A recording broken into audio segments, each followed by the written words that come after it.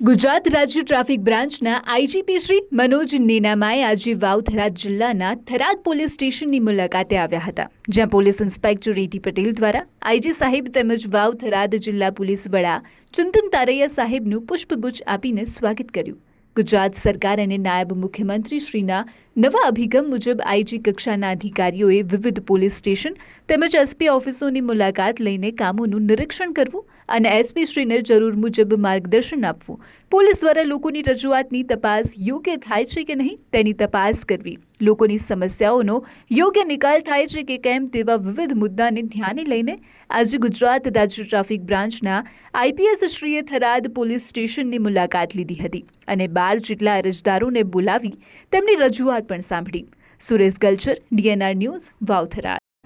ગુજરાત સરકાર શ્રી અને અમારા નાયબ મુખ્યમંત્રી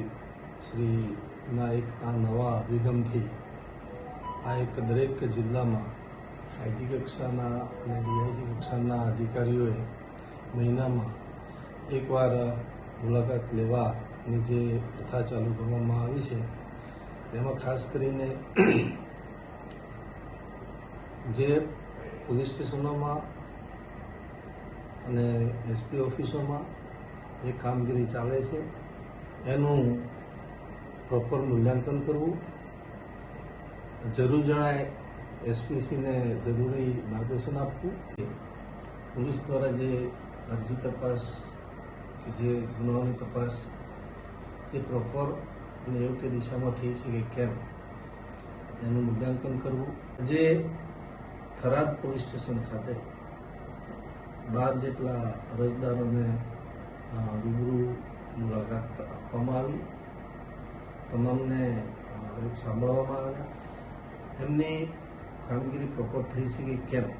એ વિશે પણ રૂબરૂ સાંભળી અને એના પ્રશ્નો વિશે, સમસ્યા વિશે ચર્ચા કરવામાં આવી. અત્યાર સુધી આ પ્રથમ મુલાકાત છે, એટલે